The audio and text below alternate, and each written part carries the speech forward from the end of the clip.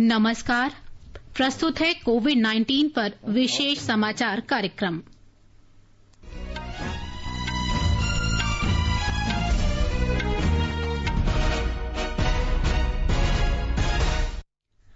प्रधानमंत्री नरेंद्र मोदी ने देश में और अधिक विदेशी निवेश आकर्षित करने की रणनीति पर गहन चर्चा के लिए बैठक की।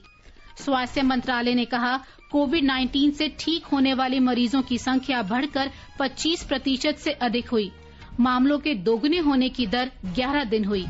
सरकार ने कहा, कोविड-19 से निपटने के लिए अनेक जिलों में कुछ छूट के साथ 4 मई से नए दिशा निर्देश लागू होंगे। विश्व स्वास्थ्य संगठन ने कोरोना वायरस पर आज एक आपात बैठक बुलाई और भारी उद्योग तथा सार्वजनिक उपक्रम मंत्री प्रकाश जावड़ेकर ने ऑटोमोबाइल सेक्टर पर कोविड-19 के प्रभाव पर चर्चा की।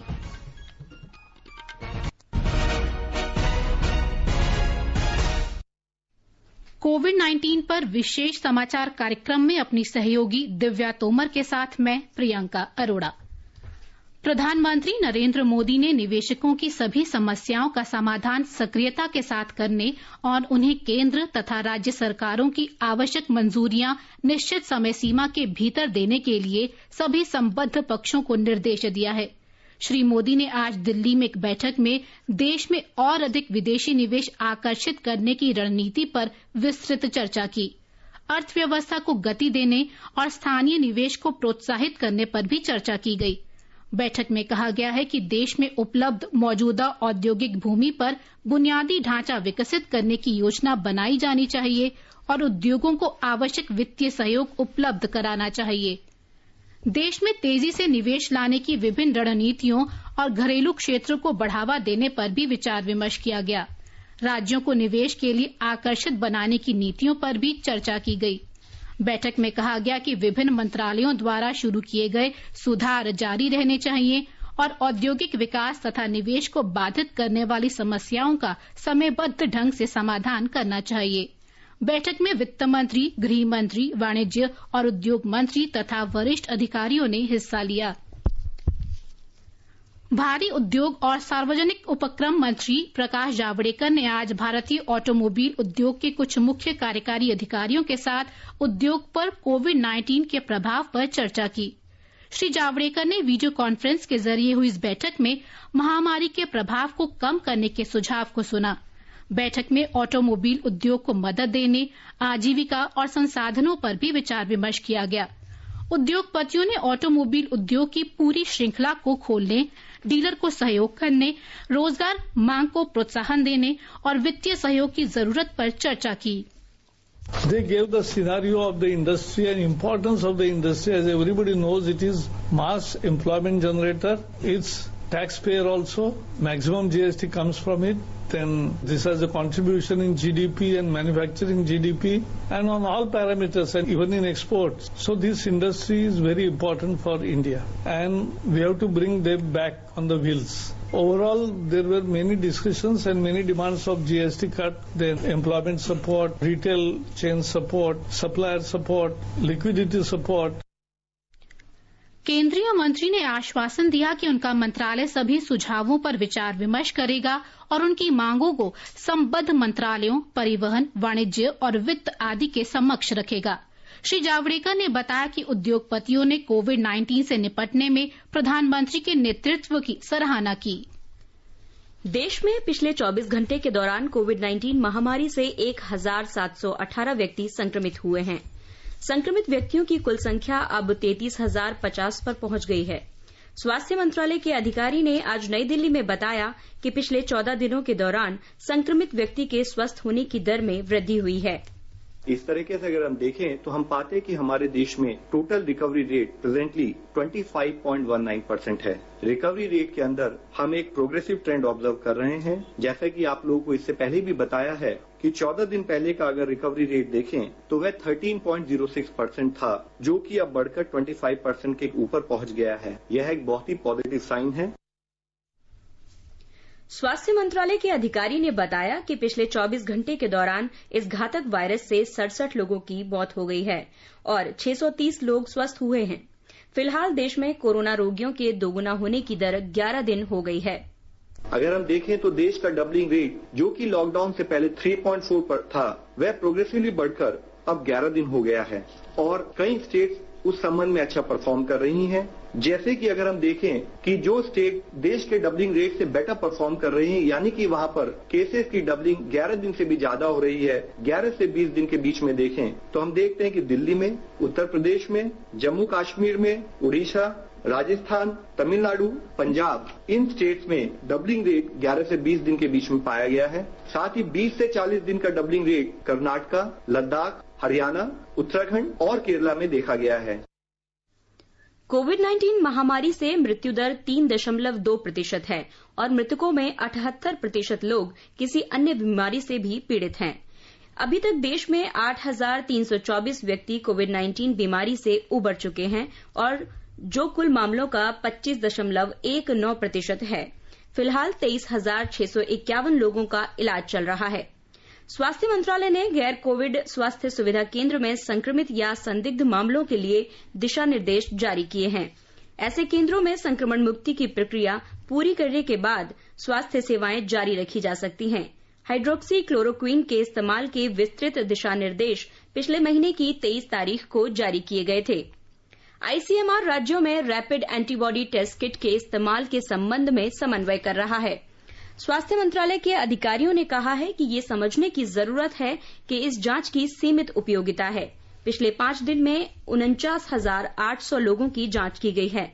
उन्होंने कहा कि फिलहाल कोविड-19 का कोई पुख्ता इलाज नहीं है। रेमडेसिविर दवा की जांच अभी की जा रही है। अध्ययन में ये प्रभावी नहीं पाई गई है। सरकार के विभिन्न संगठन कोविड-19 की दवा बनाने में लगे हुए हैं। गृह मंत्रालय की अधिकारी ने बताया कि अंतर मंत्रालय केंद्रीय दल ने हैदराबाद में बताया है कि लॉकडाउन और परस्पर सुरक्षित दूरी के मानकों का पालन लगभग पूरी तरह से किया जा रहा है। हैदराबाद हमारी जो आईएमसीटी गई है, उन्होंने अस्पतालों का, central drug store, shelter homes, mandi इत्यादि का दौरा किया। उन्होंने पाया कि राज्य के पास पर्याप्त मात्रा में टेस्ट किट्स, पीपीई किट्स इत्यादि उपलब्ध हैं। राज्य सरकार एक end to end IT dashboard use कर मरीजों की टेस्टिंग से डिस्चार्ज तक ट्रैकिंग कर रही है। उन्होंने गांधी अस्पताल भी विजिट किया जो कोविड-19 के लिए स्टेट नोडल सेंटर है और यहाँ टीम ने पाया कि इलाज और डिस्चार्ज के सभी प्रोटोकॉल्स का अनुपालन किया जा रहा है। केंद्रीय दल चेन्नई ने कहा है कि तमिलनाडु में स्वस्थ होने की दर बहुत अच्छी है। 57% लोग स्वस्थ हो चुके हैं। आश्रय शिविरों में रह रहे प्रवासी लोग इंतजामों से संतुष्ट हैं। अधिकारी ने बताया कि गृह मंत्रालय ने कल विभिन्न स्थानों पर फंसे हुए छात्रों, प्रवासी मजदूरों, पर्यटकों और तीर्थयात्रियों के आवागमन को मंजूरी दे दी है, लेकिन राज्य सरकारों को इनके आवागमन से पहले निश्चित मानकों का पालन करना होगा। अंतर्राज्यीय यात्रा बस से होगी और लोगों के समूह में होगी। स्वास्थ्य मंत्री डॉक्टर हर्षवर्धन ने कहा है कि कोविड-19 से संक्रमित व्यक्तियों की संख्या दोगुनी होने की दर में लगातार सुधार हो रहा है। डॉक्टर हर्षवर्धन ने नागरिक संगठनों और गैर सरकारी संगठनों के साथ एक वीडियो कॉन्फ्रेंस में कहा कि भारत उन पहले देशों में शामिल है जिन्होंने कोविड-19 से निपटने के लिए विश्व स्वास्थ्य संगठन जैसे वैश्विक संगठनों के साथ मिलकर राष्ट्रीय और अंतर्राष्ट्रीय स्तर पर रणनीति बनाई है।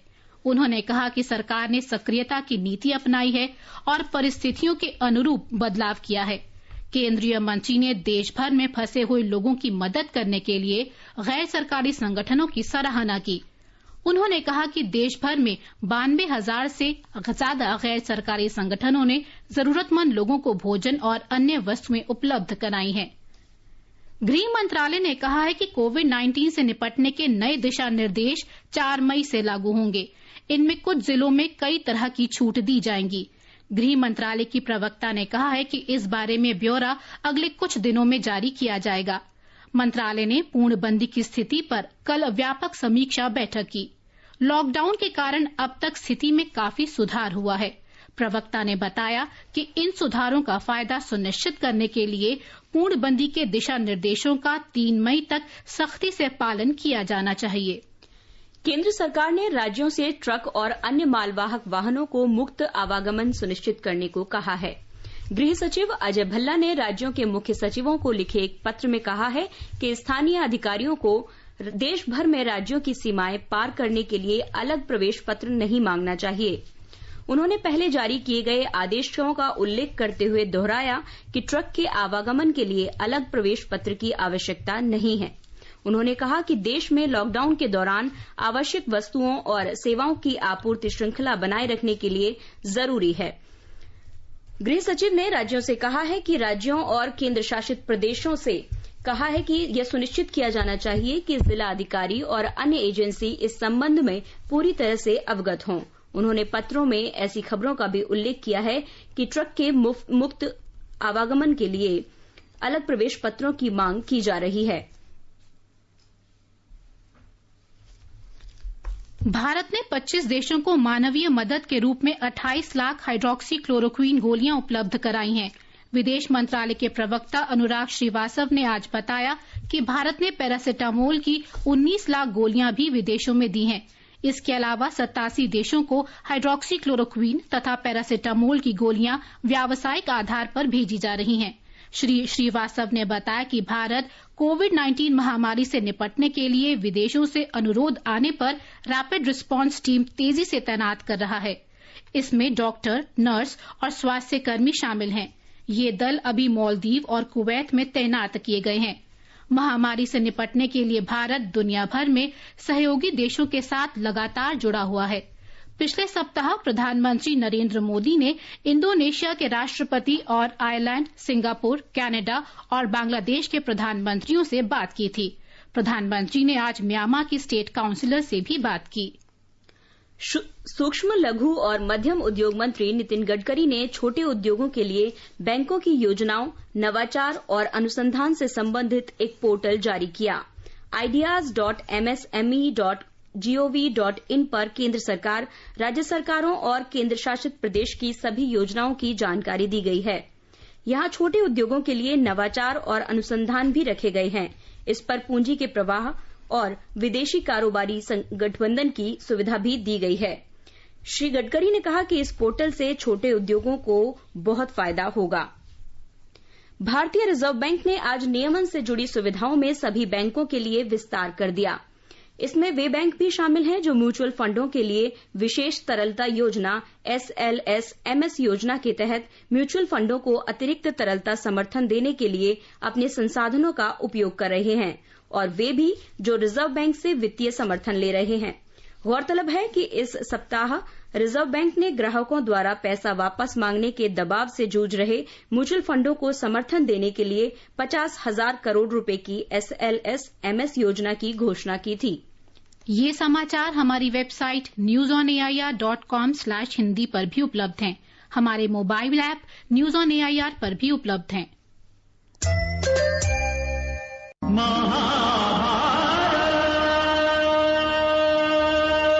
लोकप्रिय धारावाहिक महाभारत प्रतिदिन दोपहर 12 बजे और शाम 7 बजे डीडी भारती, फ्री डिश और अन्य DTH चैनल पर। सब्सक्राइबर्स अपना चैनल नंबर नोट करें।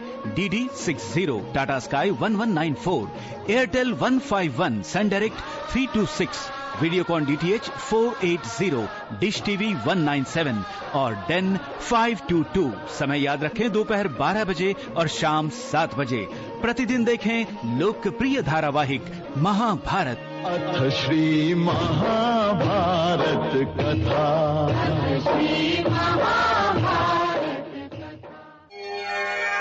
कृष्णा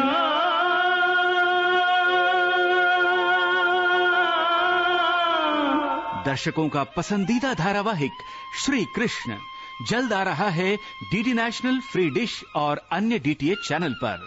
सब्सक्राइबर्स अपना चैनल नंबर नोट करें। Free Dish 001, Tata Sky 114, Airtel 148, Sun Direct 302, Videocon D2H 149, Dish TV 193 और डेन 138। आगामी आकर्षण धारावाहिक श्री कृष्ण।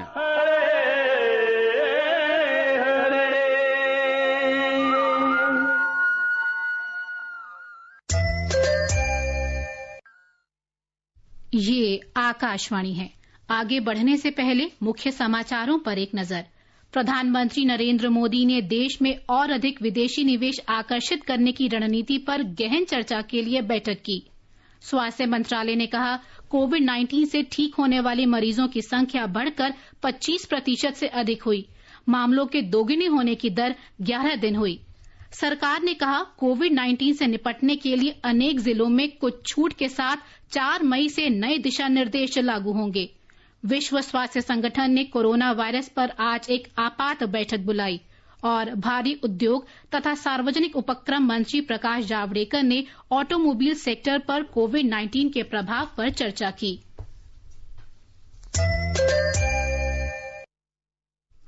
गृह मंत्रालय द्वारा राष्ट्रव्यापी लॉकडाउन के दिशा निर्देशों में नई छूट के बाद विभिन्न राज्य मजदूरों, विद्यार्थियों, श्रद्धालुओं और पर्यटकों सहित फंसे हुए लोगों का आवागमन सुगम बनाने की तैयारी कर रहे हैं।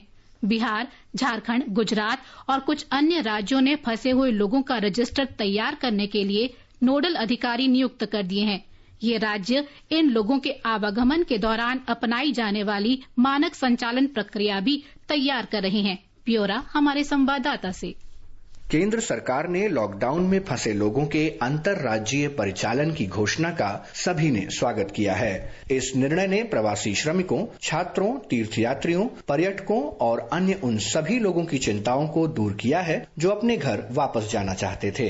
राज्य सरकारें लॉकडाउन में फंसे लोगों को ले जाने वाली यात्री बसों के सुचारू परिचालन के लिए समन्वय कर रही हैं। सुरक्षा और सोशल डिस्टेंसिंग के मानदंडों के अनुरूप यात्रा सुनिश्चित करने के लिए बसों में बैठने की व्यवस्था भी अनुकूलित की जा रही है। यात्रियों को परिचालन हेतु अपने राज्य के नोडल अधिकारी के यहाँ पंजीकरण करवाना अनिवार्य होगा। यात्रा के प्रारंभ और अंत में हर व्यक्ति की उचित जांच की व्यवस्था भी आवश्यक है। यात्रा के बाद सभी को घर में ही क्वारंटाइन में रहने के लिए भी आदेश दिए जा चुके हैं। सरकार ने लोगों से Aarogya Setu mobile app download करने के लिए कहा है ताकि तकनीकी हस्तक्षेप के माध्यम से उनकी सुरक्षा का अच्छी तरीके से ध्यान रखा जा सके। आनंद चतुर्वेदी, आकाशवाणी समाचार, दिल्ली। महाराष्ट्र सरकार ने लॉकडाउन के कारण राज्य में फंसे प्रवासी मजदूरों को अपने गृह राज्य लौटने की अनुमति दे दी है। इसके लिए उन्हें महाराष्ट्र सरकार की निर्धारित प्रक्रिया का पालन करना होगा। इसी तरह से अन्य राज्यों में फंसे महाराष्ट्र के लोग अपने घरों को लौट सकते हैं। एक रिपोर्ट। महाराष्ट्र सरकार ने 3 वरिष्ठ आईएएस अधिकारियों की एक समिति गठित की है जो फंसे हुए लोगों के आवागमन में समन्वय करेगी। अधिसूचना में कहा गया है कि अगर किसी व्यक्ति या व्यक्तियों के समूह ने उपयुक्त जिला कलेक्टर या निदेशक राज्य आपदा प्रबंधन से पत्र प्राप्त नहीं किया है तो उसे महाराष्ट्र में प्रवेश की अनुमति नहीं दी जाएगी। इसी प्रकार व्यक्तियों के किसी भी समूह को तब तक छोड़ने की अनुमति नहीं दी जाएगी जब तक कि उनके पास प्राप्त राज्य जिला प्राधिकरण से उपयुक्त पत्र न हो। राज्य में आने वाले व्यक्तियों को 14 दिवसीय संगरोध अवधि का कड़ाई से पालन करना होगा जो कलेक्टरों, नगरपालिका आयुक्तों द्वारा सुनिश्चित किया जाएगा। एक अन्य घटनाक्रम में राजस्थान के कोटा में फंसे लगभग 1800 छात्रों की वापसी यात्रा शुरू हो गई है। राज्य में उनके आगमन पर छात्रों को स्वास्थ्य जांच के बाद 14 दिन के संगरोध से गुजरना होगा। इस बीच महाराष्ट्र सरकार ने आदेश जारी करते हुए कहा कि अस्पतालों को मरीज की जांच किए बगैर उनके घर वापस नहीं भेजना चाहिए। कुणाल शिंदे, आकाशवाणी समाचार, मुंबई। गुजरात सरकार ने राज्य से बाहर फंसे अपने छात्रों, यात्रियों, तीर्थयात्रियों और पेशेवर लोगों को वापस लाने के लिए विभिन्न राज्यों के लिए नोडल अधिकारी नियुक्त किए हैं। ये नोडल अधिकारी लॉकडाउन के दौरान गुजरात में फंसे दूसरे राज्यों के लोगों की भी सुगम वापसी सुनिश्चित करेंगे। उच्च स्तर के 16 अधिकारियों को विभिन्न राज्यों या राज्यों के समूह के लिए नियुक्त किया गया है जो दूसरे राज्यों में अपने समकक्ष अधिकारियों तथा बंदरगाह परिवहन विभागों से समन्वय करेंगे। उत्तर प्रदेश के मुख्यमंत्री योगी आदित्यनाथ ने प्रवासी मजदूरों से धैर्य रखने और अपने गंतव्य तक पैदल नहीं जाने की अपील की है। इस बीच मध्य प्रदेश से मजदूरों को वापस लाने की योजना पर कार्य चल रहा है। गुजरात से भी कल से श्रमिकों को वापस लाया जाएगा। हमारे संवाददाता ने बताया है कि राज्य सरकार ने इस संबंध में अन्य राज्यों को पत्र लिखा है और श्रमिकों का ब्यौरा मांगा है। उत्तर प्रदेश सरकार ने दूसरे राज्यों से प्रवासी कामगारों को लाने के लिए विस्तृत कार्य योजना तैयार की है। अन्य राज्यों की सरकारों से उत्तर प्रदेश के उन मजदूरों के नाम, पते, मोबाइल नंबर और मेडिकल रिपोर्ट की जानकारी मांगी जा रही है जो घर वापस लौटना चाहते हैं। मुख्यमंत्री योगी आदित्यनाथ ने कहा है कि उनकी सरकार दूसरे राज्य सरकारों के संपर्क में है और प्रवासी कामगारों की घर वापसी की योजना तैयार कर रही है और फिलहाल मजदूरों को जहां पर वे हैं वहीं पर रहना चाहिए। राज्य सरकार ने मजदूरों की वापसी के बाद के हालात से निपटने की तैयारी शुरू कर दी है। अभी तक 6 लाख लोगों के लिए संगरोधी केंद्र, आश्रय स्थल और सामुदायिक रसोई का इंतजाम कर लिया गया है। प्रदेश में लेवल 1, 2 और 3 श्रेणी के अस्पतालों के विस्तार के साथ ही कोविड अस्पतालों में बिस्तरों की संख्या को भी बढ़ाकर 52,000 तक किया जा रहा है। सुशील चंद्र तिवारी, आकाशवाणी समाचार, लखनऊ। दिल्ली सरकार और पुलिस राष्ट्रीय राजधानी से अन्य राज्यों के प्रवासी श्रमिकों और लोगों को अपने अपने मूल स्थानों पर भेजने के लिए तौर तरीकों को अंतिम रूप दे रहे हैं। एक वीडियो संदेश में दिल्ली पुलिस के जनसंपर्क अधिकारी MS रंधावा ने कहा कि दिल्ली पुलिस विभिन्न राज्यों के स्थानिक आयुक्तों के लगातार संपर्क में है। तमाम माइग्रेंट लेबर्स हैं और people stranded at different places हैं, उनको प्रॉपर रजिस्ट्रेशन करवानी होगी ताकि जो उनकी मूवमेंट है, उनके जो होम प्लेसेस है, वहां तक की मूवमेंट को प्रॉपर रेगुलेट किया जा सके। तमाम जो प्रिकॉशंस हैं उनको फॉलो किया जा सके। तो इसके मद्देनजर मैं तुमको अपील करना चाहूंगा कि आप जब तक इसका SOP नहीं बन जाता और आपके रजिस्ट्रेशन के बाद इसकी प्रॉपर मूवमेंट का प्लान नहीं बन जाता, तब तक आप किसी भी सोशल मीडिया पे अगर कोई पोस्ट आती है उस पर ध्यान ना दीजिए। दिल्ली के मुख्यमंत्री अरविंद केजरीवाल ने कहा है कि उनकी सरकार लॉकडाउन के दौरान राजस्थान के कोटा में फंसे विद्यार्थियों को वापस लाने के लिए सभी इंतजाम कर रही है। महाराष्ट्र और पश्चिम बंगाल ने भी कोटा में फंसे विद्यार्थियों को वापस बुलाने का फैसला किया है। बिहार सरकार प्रवासी श्रमिकों और विद्यार्थियों को वापस लाने के संबंध में 1-2 दिन में विस्तृत कार्य योजना तैयार करेगी। हमारे संवाददाता ने बताया है कि उप मुख्यमंत्री सुशील कुमार मोदी ने कहा है कि राज्य सरकार संबंधित राज्य सरकारों से विचार विमर्श के आधार पर फंसे लोगों के परिवहन की व्यवस्था करेगी। उप मुख्यमंत्री सुशील कुमार मोदी ने बताया कि प्रवासी कामगारों और छात्रों को वापस लाने के लिए संबंधित राज्य सरकारों से बात करके बसों की व्यवस्था की जाएगी। राज्य की सीमा पर बाहर से आने वाले लोगों की स्क्रीनिंग की जाएगी। संदिग्ध लोगों के स्वास्थ्य की जांच पड़ताल भी होगी। सभी लोगों को 14 दिनों के लिए क्वारंटीन में रखा जाएगा। इस बीच राज्य सरकार ने दूसरे राज्य में फंसे लोगों को वापस लाने की जिम्मेवारी आपदा प्रबंधन विभाग को सौंपी है। सभी राज्यों के लिए अलग अलग नोडल अधिकारी बनाए गए हैं। आकाशवाणी समाचार के लिए पटना से कृष्ण कुमार लाल। राजस्थान में कोविड-19 के 86 नए मामले आने के बाद राज्य में संक्रमित लोगों की संख्या 2524 हो गई है। स्वास्थ्य विभाग ने बताया है कि 827 लोग इससे ठीक हो चुके हैं। इस बीच दूसरे राज्यों में फंसे श्रमिकों ने भी वापस आने के लिए पंजीकरण कराया है। ब्यौरा हमारे संवाददाता से। दूसरे राज्यों में फंसे और प्रदेश में आने के इच्छुक करीब 6,50,000 प्रवासियों और मजदूरों ने अपना पंजीकरण कराया है। पहले चरण में लॉकडाउन के कारण विभिन्न राज्यों के आश्रय स्थलों में फंसे मजदूरों को लाने का कार्य किया जा रहा है। ऐसे करीब 10,000 श्रमिक राज्य के विभिन्न जिलों में पहुंच चुके हैं। इसी तरह अन्य राज्यों के जो श्रमिक लॉकडाउन के कारण विभिन्न जिलों में फंसे थे, उन्हें भी उनके राज्य पहुंचाया जा रहा है। जैसलमेर से पिछले 2 दिन में 12,000 से ज्यादा श्रमिकों को मध्य प्रदेश पहुंचाया गया है। सरकार ने इस काम के लिए करीब 1,000 बसें लगाई हैं। दूसरे चरण में पड़ोसी राज्यों से प्रवासी लोगों को लाया जाएगा। इसके लिए संबंधित राज्य सरकारों से चर्चा की जा रही है। साथ ही जो प्रवासी स्वयं के वाहनों से आना चाहते हैं, उन्हें भी अनुमति दी जाएगी। जितेंद्र द्विवेदी, आकाशवाणी समाचार, जयपुर। कर्नाटक सरकार ने 4 मई से कंटेनमेंट जोन से बाहर स्थित उद्योगों के संचालन की अनुमति देने का फैसला किया है। मुख्यमंत्री BS येदियुरप्पा ने कहा है कि राज्य में उद्योगों को केंद्र सरकार द्वारा जारी दिशा निर्देशों के अनुसार ही काम करने की अनुमति दी जाएगी। एक report. Federation of Karnataka chamber of commerce and industry ने आज मुख्यमंत्री जी से गुजारिश की है कि उनको ब्याज बगैर बैंक लोन दिया जाए। सरकार लॉकडाउन के समय मजदूरों का 25% तनख्वाह दे और कर अदा करने में ज्यादा समय दे। आज मंत्रिमंडल बैठक में तय हुआ है कि उद्योगपतियों को उनके कारखाने जाने के लिए पास दिया जाए। आज ये भी तय हुआ कि मजदूर और अन्य सामान्य लोग अपने घरों को जाने का अवसर दिया जाए। आज शाम के नोवल कोरोना वायरस बुलेटिन के अनुसार राज्य में आज 30 नए कोविड-19 प्रकरण सामने आए हैं। 21 मृत्यु और 229 डिस्चार्ज के अलावा 314 एक्टिव केसेस हैं, जिसमें 9 आईसीयू में हैं। सुधींद्र, आकाशवाणी समाचार, बेंगलुरु। केंद्र शासित प्रदेश जम्मू कश्मीर में श्रीनगर जिला प्रशासन नागरिकों के स्वास्थ्य देखभाल के लिए अथक परिश्रम कर रहा है।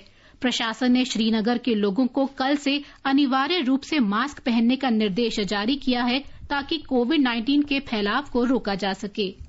श्रीनगर निवासियों को कोरोना वायरस संक्रमण से बचाने के लिए श्रीनगर जिला प्रशासन ने एक अथक प्रयास शुरू किया है। इसके अंतर्गत कल से श्रीनगर के निवासियों के लिए फेस मास्क का उपयोग करना अनिवार्य कर दिया गया है। निर्देशों का उल्लंघन करने वालों पर आपदा प्रबंधक अधिनियम के तहत सख्ती के साथ निपटा जाएगा। जिला विकास आयुक्त श्रीनगर डॉक्टर शाहिद इकबाल चौधरी ने कहा है कि प्रशासन ने कई स्वयं सहायता समूह से 15 लाख फेस मास्क खरीदे हैं, जिनमें 8 लाख हाल ही में प्राप्त हुए हैं और बाकी के 7 लाख निकट भविष्य में प्राप्त किए जाएंगे। श्रीनगर शहर में फेस मास्क का प्रशासन द्वारा अनिवार्य करना और प्रत्येक परिवार को 5 मास्क का पैकेट प्रदान करना श्रीनगर शहर को निश्चय ही कोरोना वायरस संक्रमण के प्रसार से बचाने में काफी हद तक कारगर साबित हो सकता है। आकाशवाणी समाचार के लिए श्रीनगर से मैं सुनील कोल।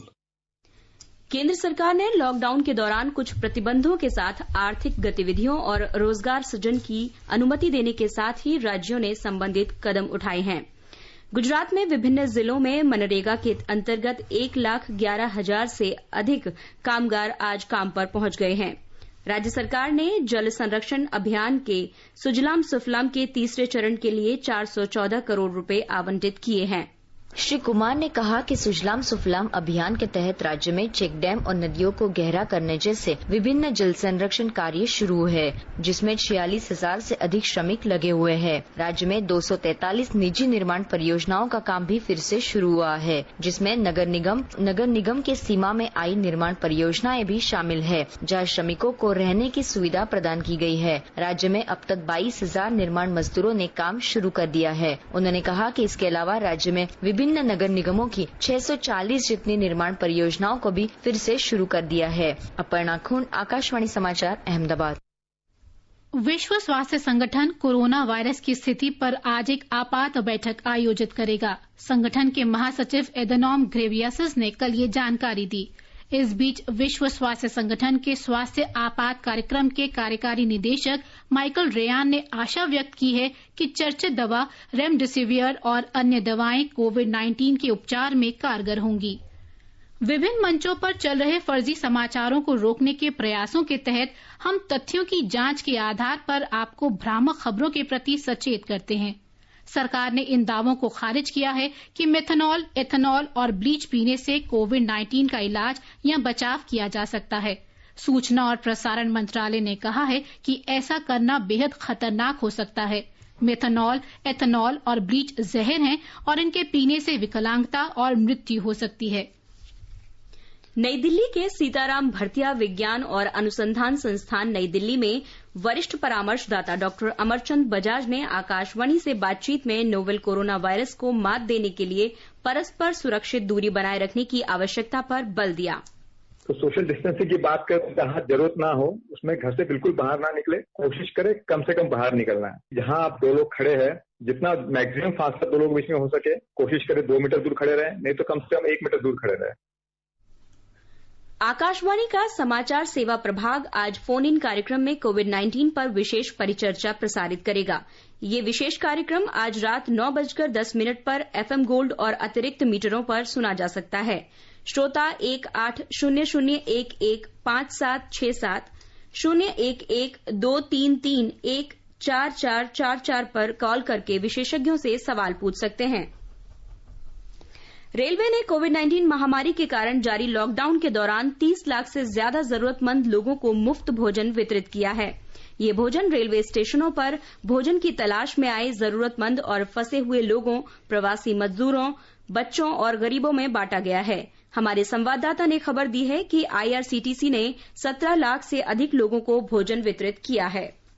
प्रधानमंत्री नरेंद्र मोदी ने देश में और अधिक विदेशी निवेश आकर्षित करने की रणनीति पर गहन चर्चा के लिए बैठक की। स्वास्थ्य मंत्रालय ने कहा, कोविड-19 से ठीक होने वाले मरीजों की संख्या बढ़कर 25% से अधिक हुई। मामलों के दोगुनी होने की दर 11 दिन हुई। सरकार ने कहा कोविड-19 से निपटने के लिए अनेक जिलों में कुछ छूट के साथ 4 मई से नए दिशा निर्देश लागू होंगे।